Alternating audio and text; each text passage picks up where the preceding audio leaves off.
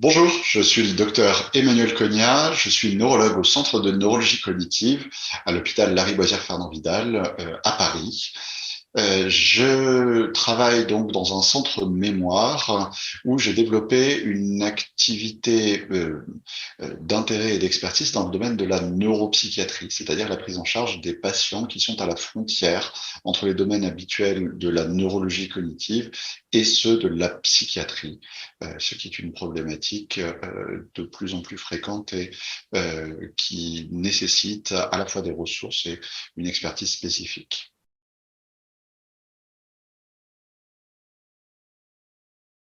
Nous avons mené un projet avec le soutien de l'A2MCL qui visait à comparer le phénotype, c'est-à-dire les caractéristiques de patients avec la maladie à corps de Lévy à des patients qui présentent un trouble bipolaire, anciennement maladie maniaco-dépressive, et qui ont développé des troubles cognitifs avec le vieillissement. Il se trouve en effet que des travaux préliminaires nous avaient permis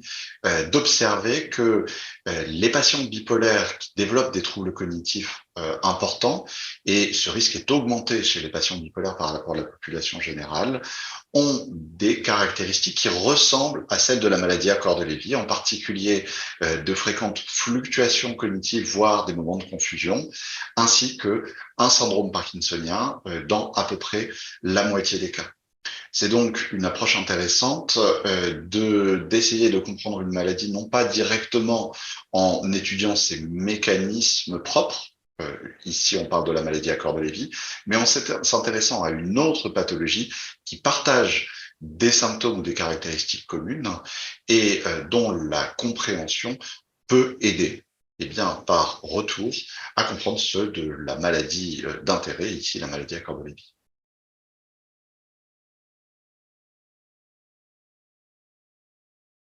Pour atteindre notre objectif, qui était eh bien, de voir les points communs et les points de différence entre la maladie à corps de Lévy et les troubles cognitifs qui surviennent tardivement chez les patients bipolaires, nous avons comparé deux populations de patients suivis dans notre service, c'est-à-dire que nous avons comparé deux cohortes, deux groupes de patients.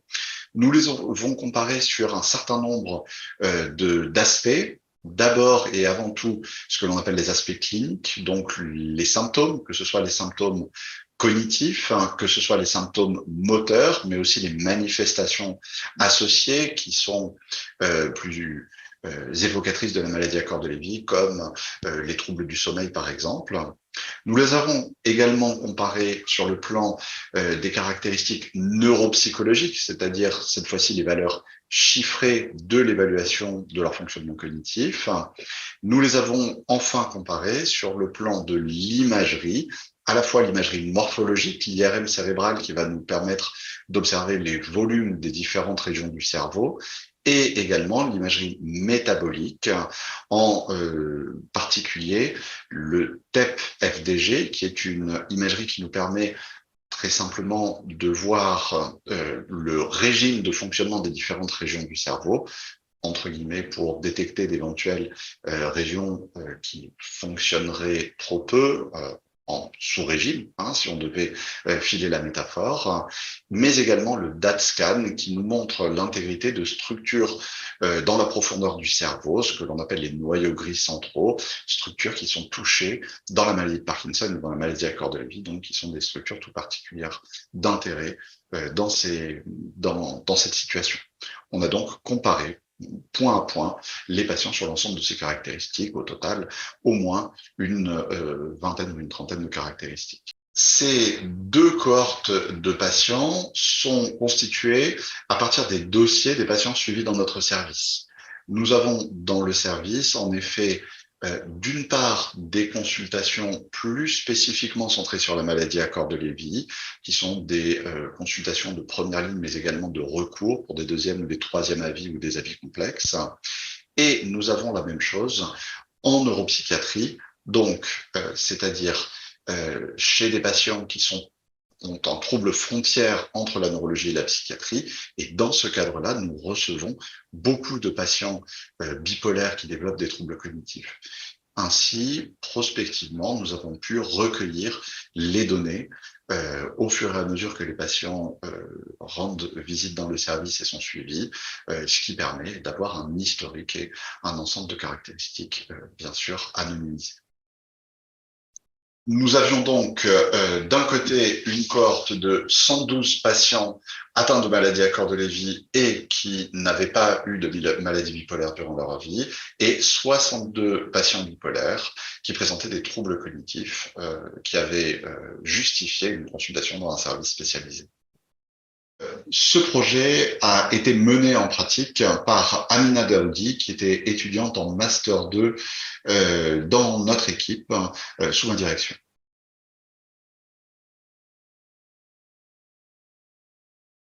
Donc, nous avions un certain nombre de caractéristiques à comparer entre nos deux populations de patients d'intérêt. Je rappelle, les patients avec une maladie à corps de Lévy et les patients bipolaires ayant développé des troubles cognitifs. On s'est concentré tout d'abord sur les symptômes et éléments qui sont utilisés pour le diagnostic de la maladie à corps de Lévy, ce qu'on appelle usuellement les critères diagnostiques. Et on a commencé par vérifier ce que l'on avait observé précédemment, c'est-à-dire que les patients bipolaires validaient bien les critères diagnostiques de la maladie à corps de Lévy, et on a retrouvé des chiffres qui étaient similaires à ceux de nos précédentes études, c'est-à-dire que 3 patients bipolaires sur 4 qui présentaient des troubles cognitifs validaient les critères pour une maladie à corps de Lévy possible ou probable. C'est donc que la ressemblance apparente entre ces deux situations est très forte. Dans un deuxième temps, nous sommes allés un peu plus dans le détail en s'intéressant au profil de trouble pour savoir si on valide des critères. On regarde chaque critère, on compte entre guillemets un point à chaque fois qu'on identifie un critère d'intérêt, et au bout d'un certain nombre de points, pour faire très schématique, eh bien on dit oui, le patient valide les critères.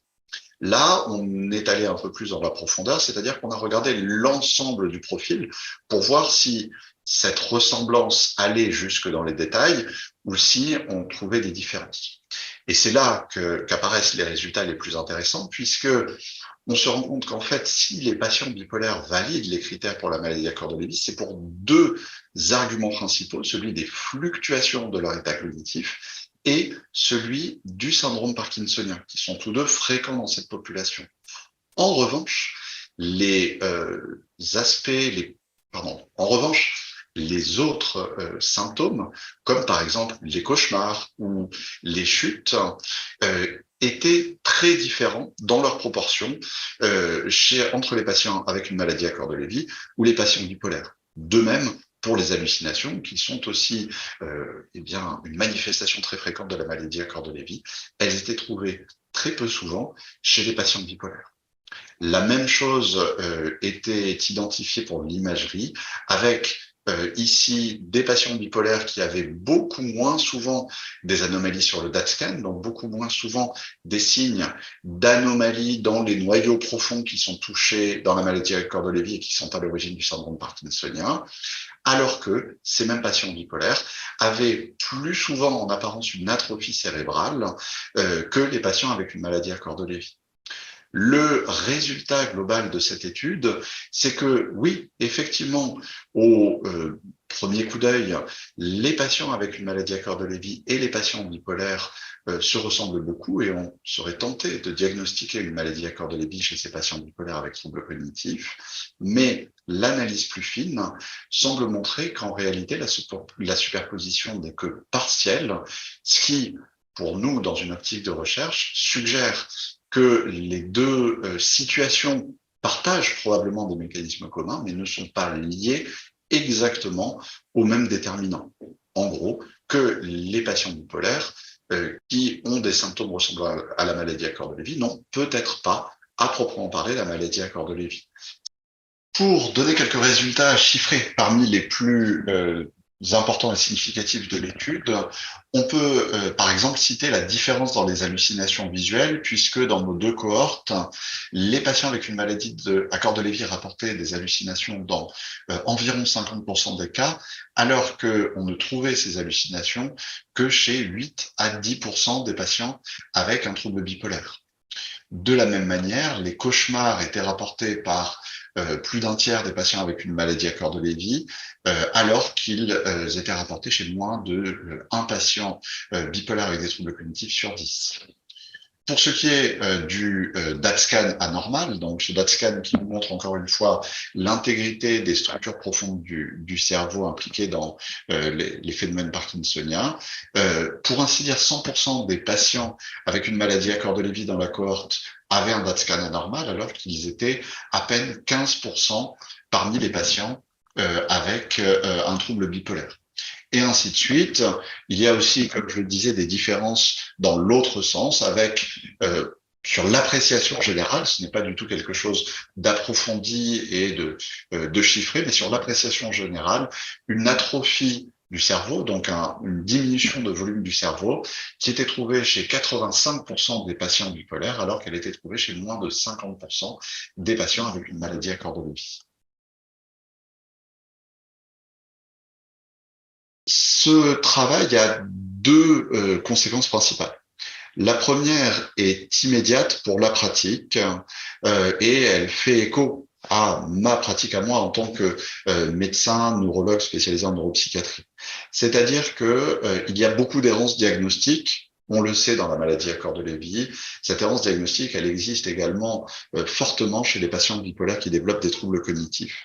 Avec, chez ces patients-là, des diagnostics de maladies à corps de Lévy qui sont évoqués à des stades divers de leur prise en charge. Je pense qu'au vu de ces résultats, il ne faut pas porter trop rapidement le diagnostic de maladie à corps de Lévy ou le garder comme une possibilité. C'est important parce que dans notre système de soins, malheureusement, la psychiatrie et la neurologie se sont longtemps séparées et bien que des convergences se produisent et on essaie de les stimuler, eh bien, certains psychiatres sont encore mal à l'aise avec les maladies neurocognitives de la même manière que certains neurologues sont mal à l'aise avec les maladies psychiatriques. Et donc, un patient qui a une maladie psychiatrique et chez lequel on détecte une maladie neurodégénérative, souvent, eh bien, bénéficiera de moindres soins. Je pense donc que les observations qui font suite à ce travail montrent que il n'est pas certain que ces patients aient une maladie à corps de Lévy, c'est possible, hein, et qu'il faut les maintenir en plein dans le circuit de prise en charge psychiatrique, mais également les intégrer dans un circuit de prise en charge neurocognitive. La deuxième conséquence, elle est pour les perspectives de recherche, puisque ces travaux semblent montrer que entre troubles bipolaires avec troubles cognitifs et maladie à corps de Lévy, il y a un chevauchement, mais probablement avec des mécanismes initiaux qui sont différents. C'est une situation qui, du point de vue de la recherche, est une situation très intéressante, puisque en étudiant ces zones de chevauchement, en les mettant en parallèle ou en écho avec ce que l'on sait de chacune des deux maladies et de leurs mécanismes propres, eh bien, ça permet de circonscrire des types de dysfonctionnement, des régions cérébrales impactées, et donc, eh bien, de développer des nouveaux travaux de recherche plus ciblés pour comprendre, eh bien, certains modules de la physiopathologie en ce qui nous concerne aujourd'hui de la maladie à corps de Lévy.